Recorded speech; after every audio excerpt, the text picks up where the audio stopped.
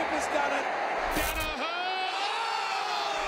Beautiful chapter it is for the Bombers.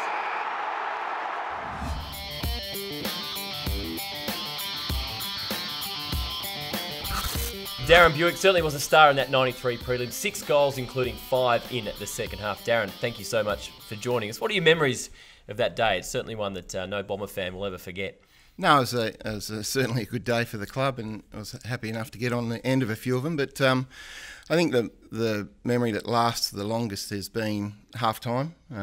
We were down by 7 goals or whatever it was, and Bomber Thompson probably showed the first time that he's going to be a good coach, because he's speaking at half-time. He was the one that really drove us to get back to what we needed to be doing, and that was followed up by Sheeds and his little speech, and we were able to turn things around pretty quickly. So really good memories. And there was a few of you that played in that 1990 grand final that played in that game. Yeah.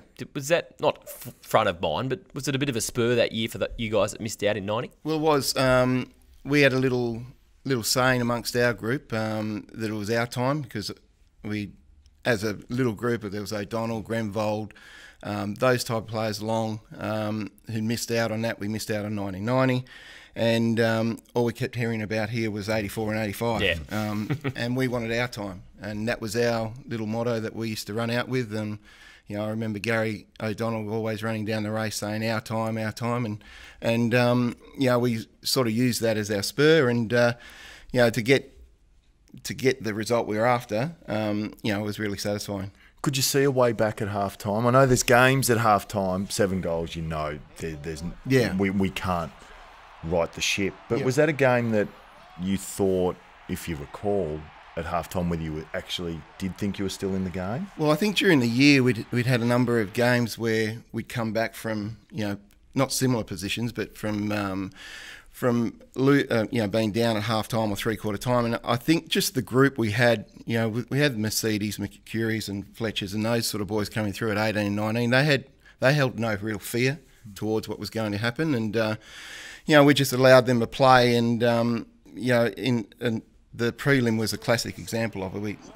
All we knew was if we get off to a good start after half-time and maybe just shave the margin to 3 or 4 goals at three-quarter time, knowing that Adelaide hadn't been in that position before, then we might have put a few jitters up them, and that's the way it worked out. I think by three-quarter time we're only a couple down, and the rest, as they say, is history. Funny you should say that. Sheeds was always big on it, wasn't he? It wasn't about 7 goals. Yes. It was about 3 or 4 in the next quarter. Exactly right. And it's funny coaching now. That's when I'm in that position. It's always let's knock off a couple of goals now, and then we'll reset and see how we are at the next break. But he was big on that, and I mean that's true in footy.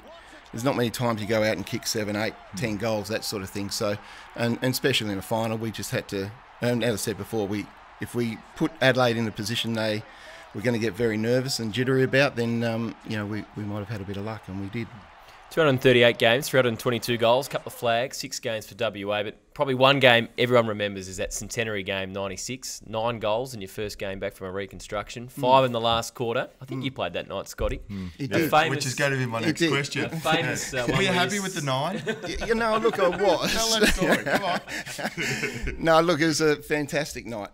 Should have been 10, shouldn't it? It should have been, yeah. Why was that? Oh, well, I remember late in the game, the game was iced, and I thought I was on fire. I'd already kicked 9. Probably says that. Yeah, and we had one young player playing. I think it might have been his first game. Yeah, one of his early ones. Second, yeah.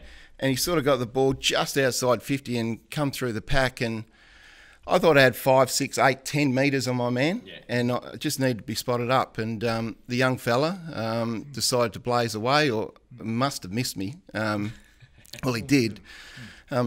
And you didn't kick the goal, did you? No. Like a young colt when he's starting out his racing career. Blinkers on. Yeah, blinkers on. Yeah, exactly. You had to get one, yeah? That's right. Took me 3 or 4 games to get a goal. It just cost you 10. That's right. But anyway, no, it was good. It was good, and it was obviously the start of a great career from the bloke sitting next to us. But yeah, that game was a fantastic experience, and one that, as you said, probably a lot of people remember it for. Was that one where you spun around Grant Tanner, the best goal you kicked on the boundary? Oh, look, I'm not sure how long your show goes for. But, it'd be hard to single out exactly one right. goal, wouldn't it? Yeah, Exactly. Others to go. So many. No, there was. But yeah, that the one that sort of at that time of the game was fairly special and important. I reckon you'd love the modern game. When your small forwards are dominating footy these days, there's a lot of space over the back these days. You would have loved to have played in the modern game. Yeah, I would. Yeah. Except for defensive pressure. No, well, I was going to let you bring that up. it's the pot calling the kettle black here, isn't it? The big boys get more. That's right, a little bit of leeway. Yeah, a little bit of leeway. Yeah, but not good for me. Soon as they said tackles were as important as goals, I said I'm out of here. Yeah, exactly. I can't compete with that. Yeah, no, that's fine. Yeah, that's right. I would love to play. Yeah, bank balance would look a little bit better, obviously. But I think the small forward, mid forward now is more a midfielder, and I always thought I was a midfielder. It just happened to be that Kevin didn't. I got pigeons as a forward for not for a lot of the time, but I had one. Well, 93 was a good year where I kicked over 50 goals, and we needed some goal kicking, so. I loved the fact that I was able to go through the midfield and have some sort of impact through there, but. Yeah, I would enjoy playing today, yeah.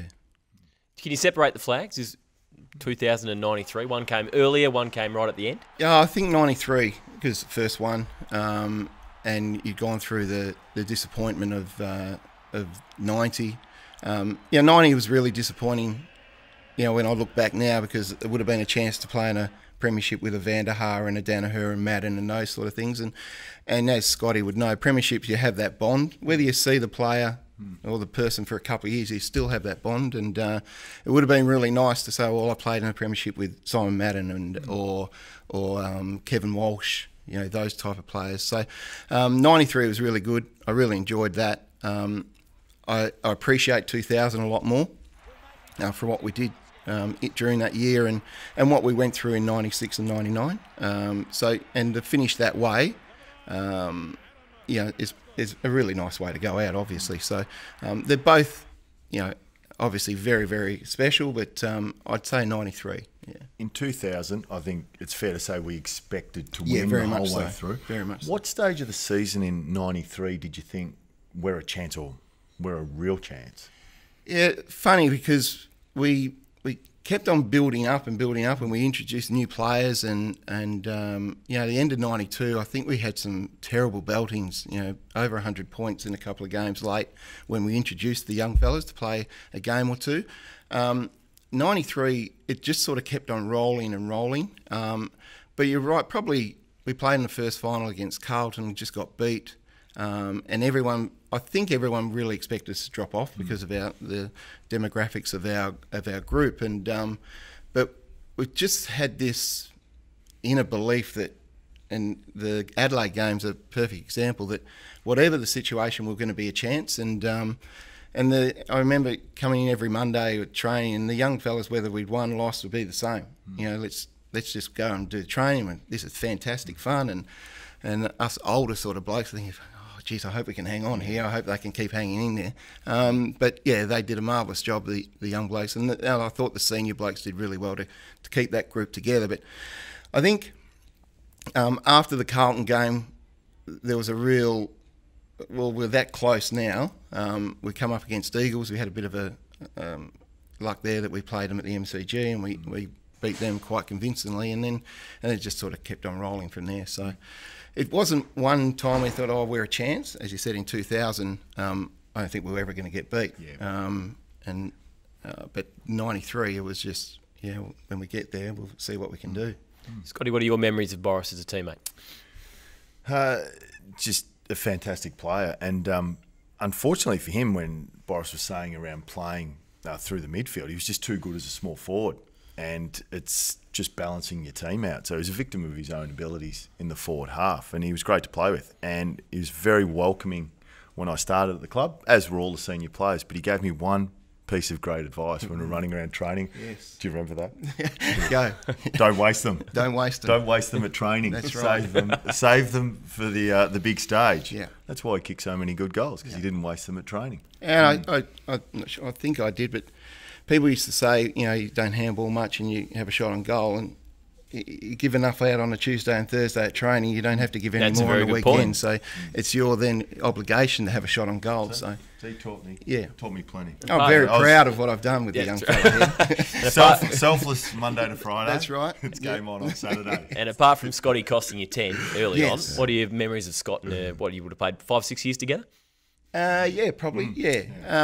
I remember it's probably one of his first days at training. Him and Matty Lloyd sort of coming out, and hadn't met him before, and I think I got them mixed up. One was, I think you were Matty for a day or two, and Scotty and Matty was Scotty, but just very driven about where he wanted to get to.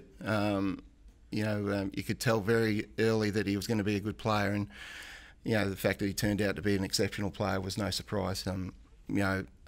People could complain, or not complain, but have a crack at him about how he went about his footy and what he did. But to have a key target like him up forward, to be able to then get the ball inside 50 to a Matty Lloyd and those sort of players was really important for your structure of your team. And, it's, as much as people would say him and myself are both sort of selfish sort of players, his role was very selfless, and he was fantastic to play with, and really enjoyed watching him after I did finish as well. Well, stay with us, Bomber fans. Coming up, we'll put all your questions off the Twitter to Darren Bewick.